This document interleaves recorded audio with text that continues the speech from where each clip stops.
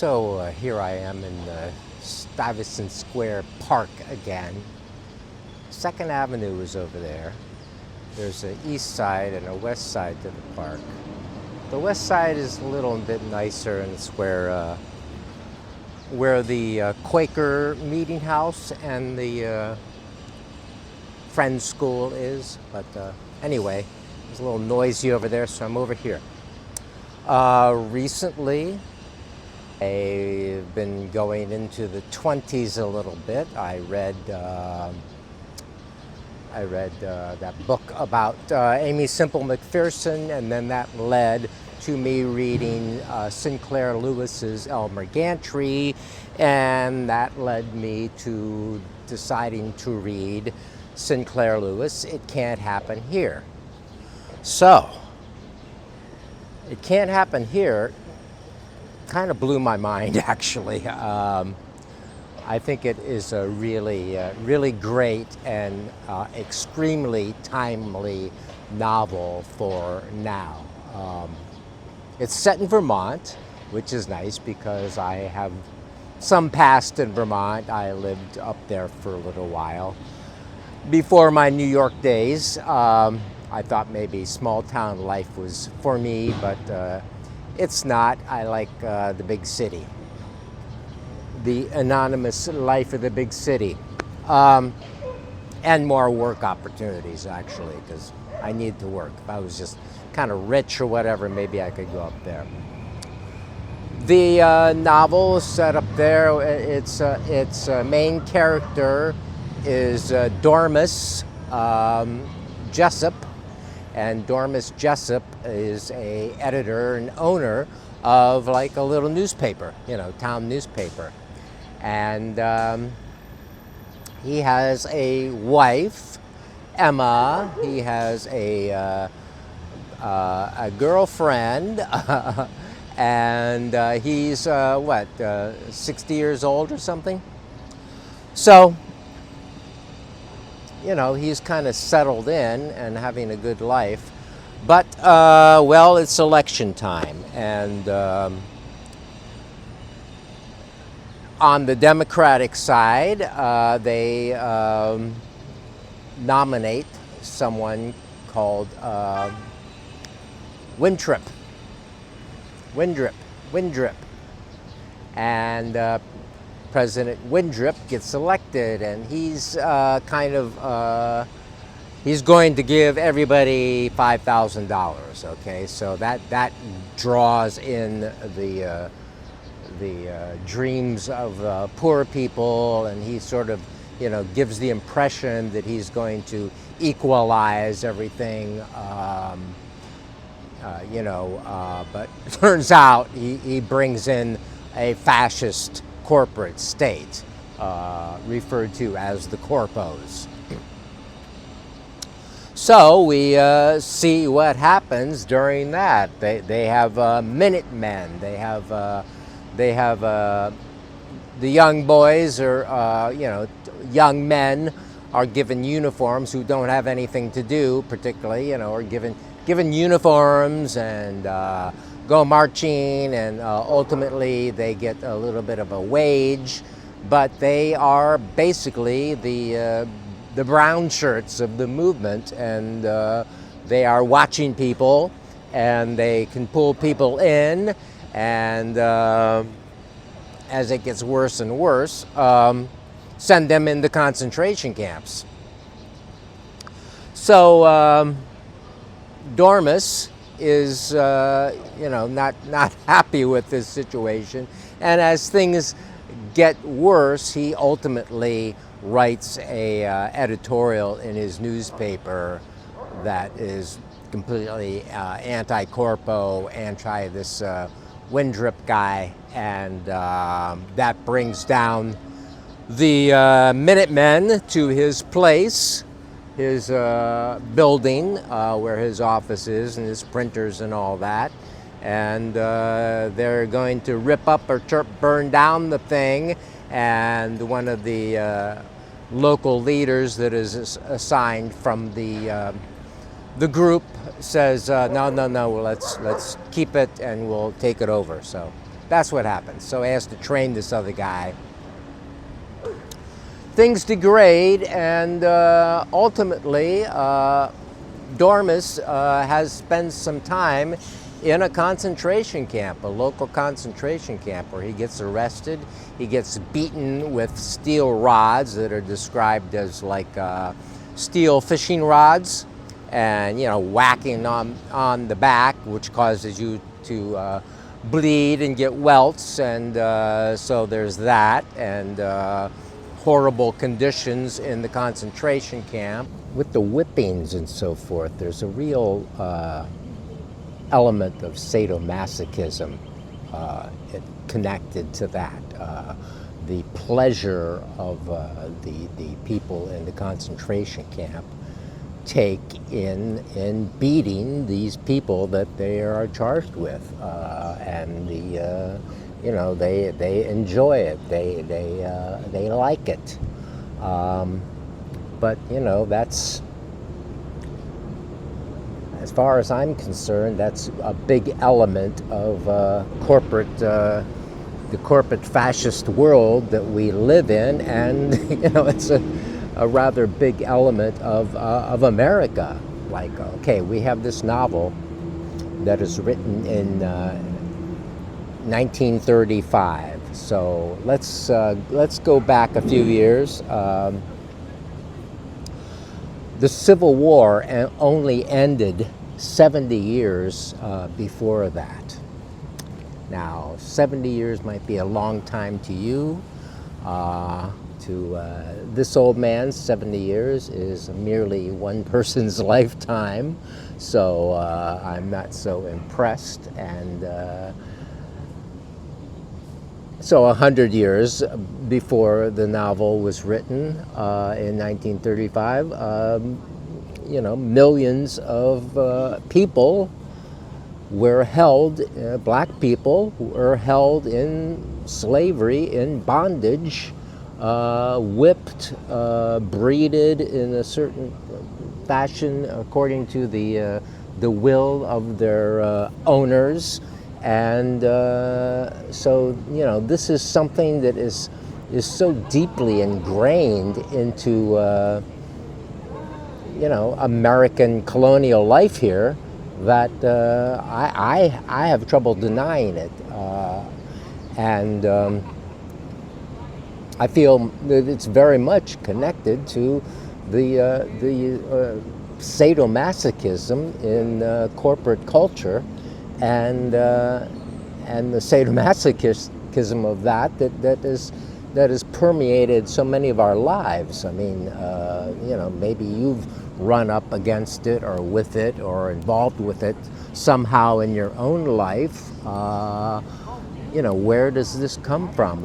It comes out of the culture somehow, out of our traumatic memories of where we've come from, and maybe dealing with it and trying to work it out again in sexual means or something is a way of trying to control it all. But so there's a real sadomasochistic thing going on in the novel, with all the whippings, all the power of the boys having with the marching men, the dominance, that men are put in a dominant position, women are supposed to go back into the home, black people are marginalized utterly back into something. I don't know what they're supposed to do, but any who have had jobs that are getting them somewhere have been brought back into submission. So that's something that's also going on in the novel. A lot of things go on in the novel. It's 380 pages. I'd had the impression that it was more of a simple story, but it's not. It's kind of a complex story, and a lot of things go on. The corpos are building up the military. It's going to be a military thing, so they're that's what all these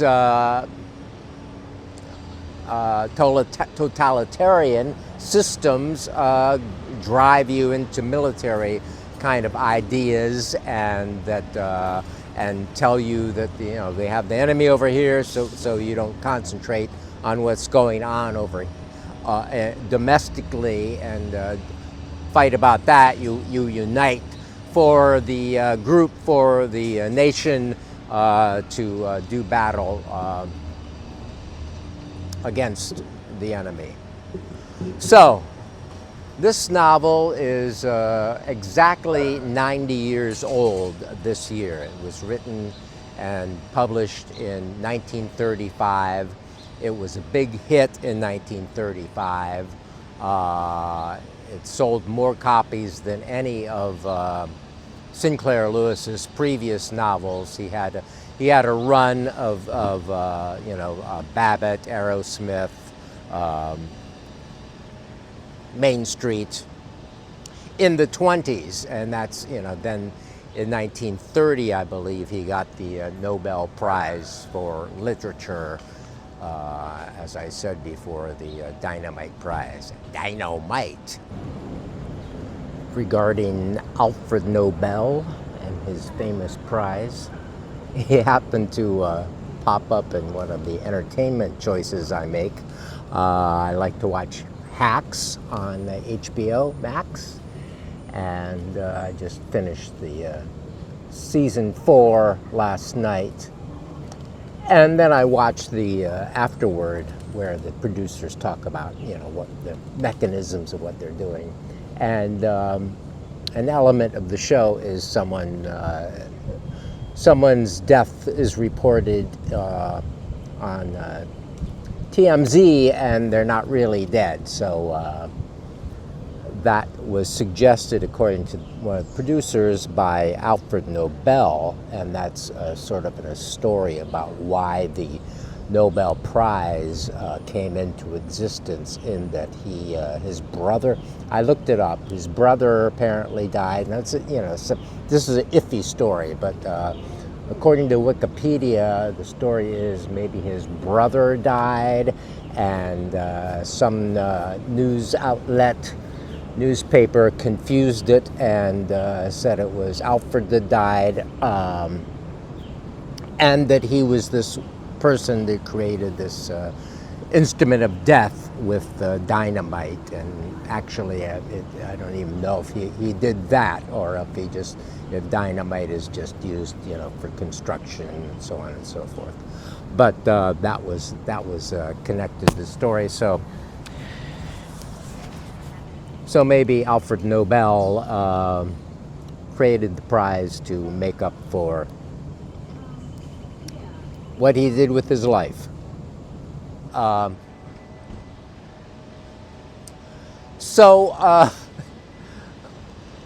thing about reading this novel now is that so much of it is reflective of what is happening now, as we kind of see this totalitarian fascist system being built up around us. Now, in the novel, and here in our present reality, the fascist setup has already been there. I mean, in the United States, how long has really the corporations kind of ruled everything? The military-industrial complex has been, lobbying Congress to get whatever they want, this enormous budget. They are never looked into as what they're spending, the cost overruns, people are getting rich from weaponry. We've been at various wars for, since 9/11, and before that, in Vietnam and so forth. So, in the novel and here, the fascist setup is already there. We live in basically a fascist culture, which is livable for a lot of people who are kind of middle class or kind of working class, if everything is kind of cooking along. But, as in the 30s, things got disrupted, and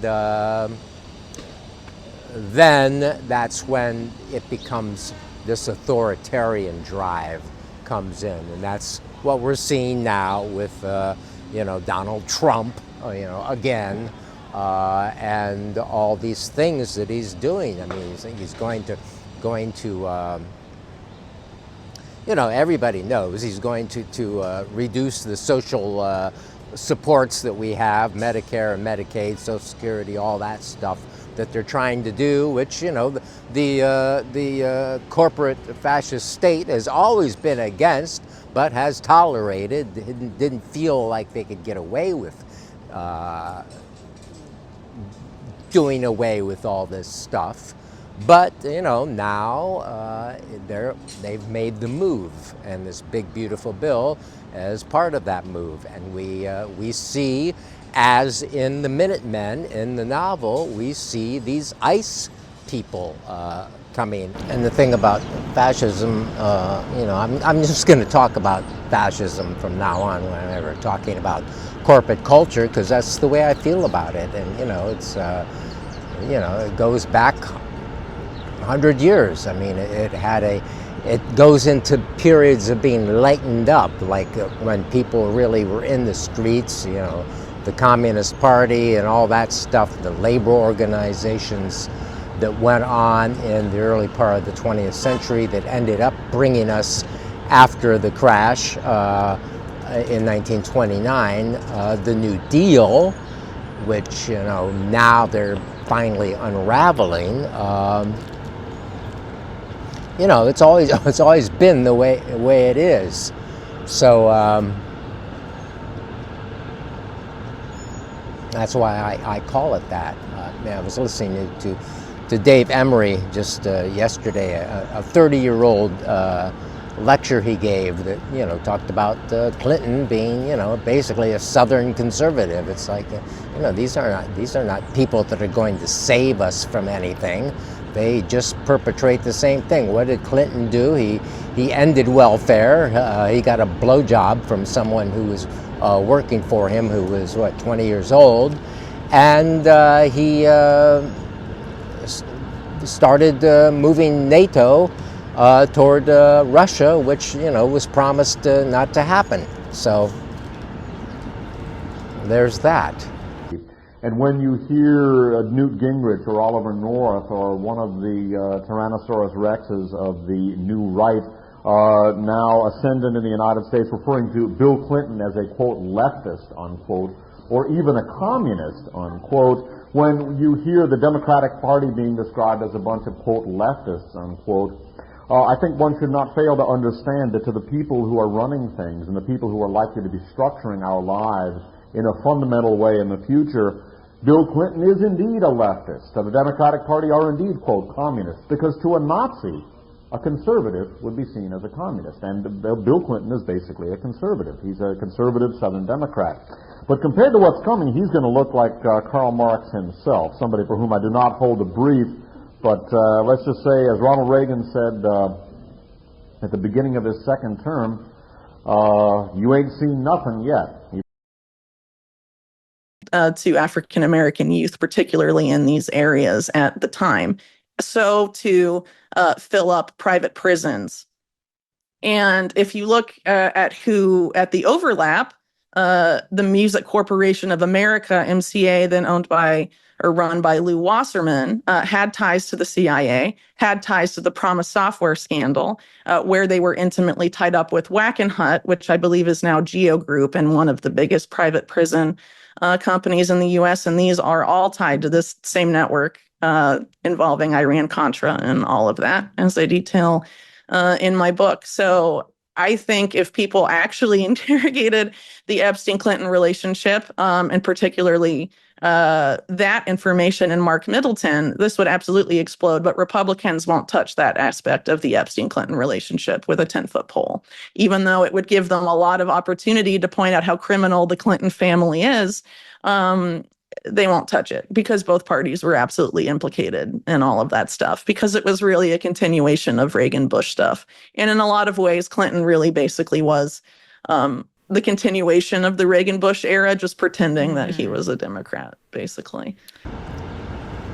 I wonder if something, part of the sadomasochism and the fascism is not really a self-loathing, that it's really built and propelled by self-loathing that many of us have. I mean, it's not that pleasant to be an alive human, and it gets less and more pleasant as these hardening fascist elements take over. Like now, it's like, okay, it's always been fascist, as I'm saying, but yet it's now it's getting really hardcore as they get greedy, because they're never satisfied. They're never happy. They're never going to be happy with their humanity, with being human, with being alive. So in order to deal with that somehow, there has to be this kind of battle for more money, like, you know, the tax breaks for people who have billions and billions of dollars and can't even spend it and need more tax breaks, and loathe people like me who have whatever Medicare and Medicaid, Social Security, and want to take that away. It's you know, why is that? So they hate their own humanity. They hate being alive themselves. Does the prison guard who is whipping the others hate their own body, hate their own lives? Does the dominant sadomasochistic perpetrator of a pedophile or whatever hate themselves so much that they have to transfer it onto someone else, to dominate someone else, to make them feel better?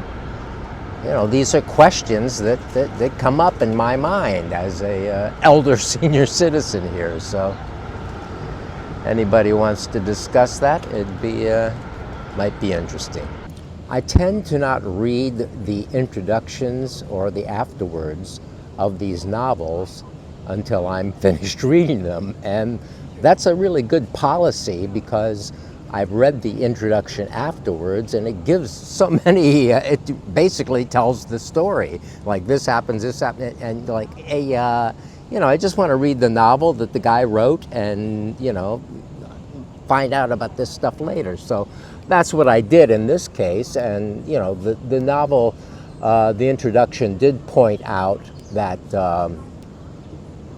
which I knew, that at the time Sinclair Lewis was married to the journalist Dorothy Thompson, and Dorothy Thompson knew a lot about fascism and had been German fascism, and had interviewed Hitler. I think in 1931 was the date. So you know, she was really influential in his writing of the novel, the knowledge that she gained from her work as this, you know, kind of high-level journalist, you know, oddly enough for the time, this woman. So the novel does have, since it's 1935, and, you know, Hitler and Mussolini are rising at that point. The war, the invasions, the German invasions have not really begun yet at this point in 1935. But it is that sort of feeling is within the novel, in this American setting, that the USA is getting ready to go to war with Mexico. So, you know, his knowledge of from his wife, or whatever other reading he did, or, you know, news of the time of what was going on in Germany, is quite a part of the structure of the novel, and several of the characters.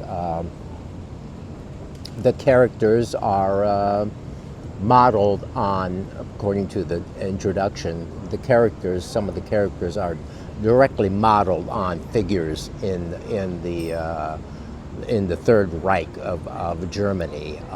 So, you know, there's that.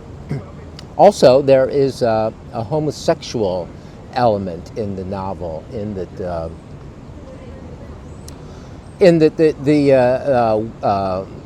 Windrips, the president's primary aide and like press consultant, the guy who really brings him into the fore as far as the culture and knows how to market him, is a homosexual man. You know, that isn't gone into a great deal, but that is also present in the text, and that ends up kind of bringing him down later on. So there's that. I thought the novel was really good. If you like to read novels, if you still read novels, I think you really can't miss with It Can't Happen Here. It Can't Happen Here. It's damn scary, but it's quite relevant, and ultimately he leaves us with some sort of positivity. Dormus does get out of the concentration camp and does continue with the resistance. They have underground system of pamphlets and so forth that they're passing out, and you know, all this stuff has gone into how that's gone. I don't know what we'll do now if everything's on the internet. I think we're going to have to go back to paper or shortwave radio or something, because you know, at some point a lot of these internet people are going to just be shut down, because you know, they can be found, seen very easily with Palantir or whatever. You know, it's like, okay, enough of this, bam, you know. Maybe even me, I don't know. I hope to have a low enough profile that I'm not even noticed. So I shouldn't complain about not being seen enough. So the end and the positivity toward the end is that, you know, Dormus is, you know, wondering how to struggle through this. He even wants to connect with the communists. He has a friend who's a communist, and but he can't accept the communists. This is before the communists went for a popular front kind of thing, which they did during World War II.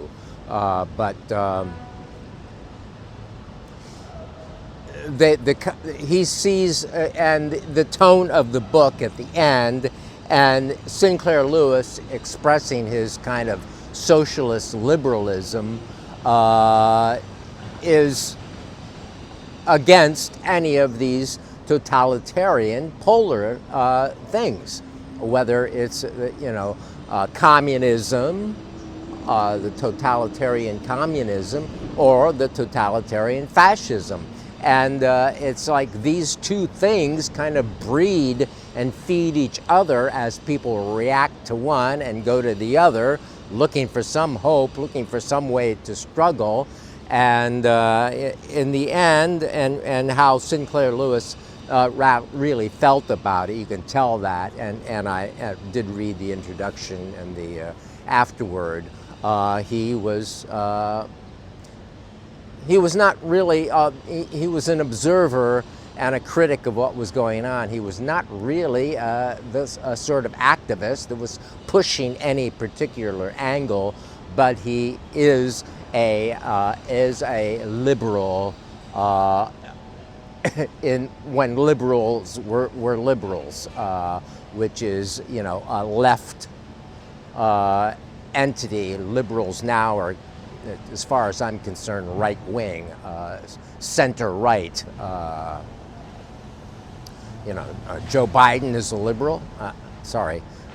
He is for a better class setup against the corporate state, but not for a totalitarian answer. So, And actually, that's the way I feel. I have the same things going on within me that are going on with the book. It's like I go like, well, should I join the Communist Party? What to do?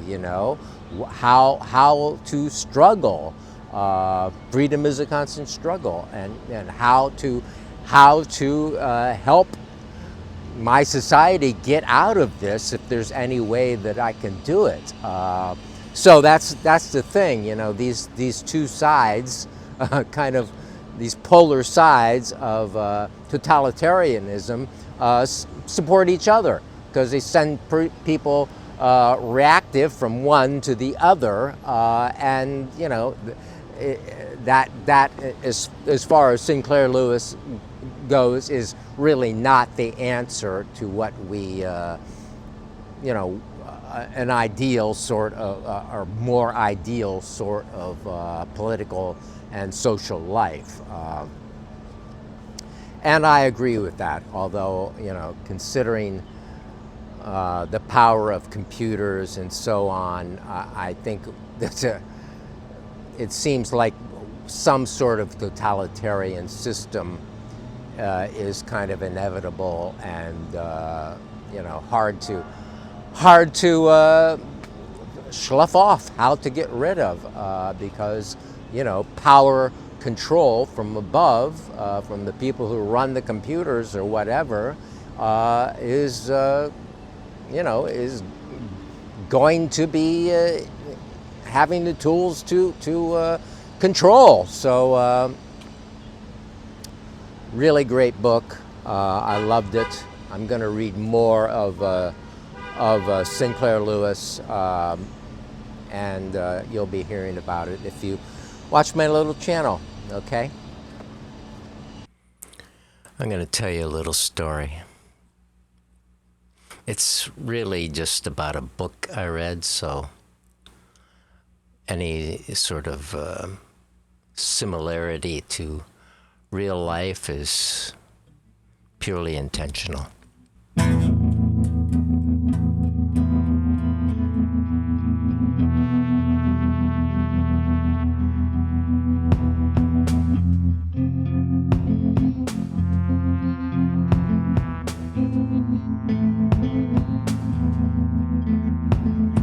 It was coming for years, but they took over fast. We don't want to believe this could ever last. He had the media blasting out his lies. People bought it. Yeah, they bought it. They needed better lives. Can't happen here until it does. And when it does, it's the good old American way. Lots of men out of work. Uniforms and guns. Now they're marching up the street. They can grab you. They can go ahead and grab you. Tossed in a concentration camp. Oh, that can happen too. But that man was in the underground. So it won't happen to you. He's an old man, yet they beat him. He was just fighting for what he thought was good. He was ratted out by his former friends, kids he knew back in his neighborhood. The corpos promised greater. Now it's far, far worse. Things get more expensive. Less money in your purse. feeling reactive. It's like a tolerance test. Liberalism's dying. Am I a communist? Can't happen here until it does. And when it does, it's the good old American way.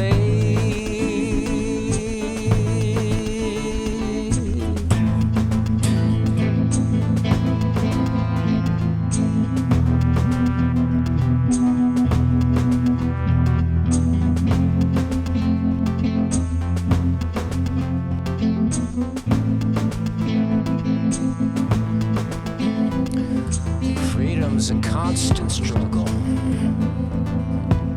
Oh, that's always been true. We have to fight the power. It's all that we can do. Yeah, freedom's a constant struggle.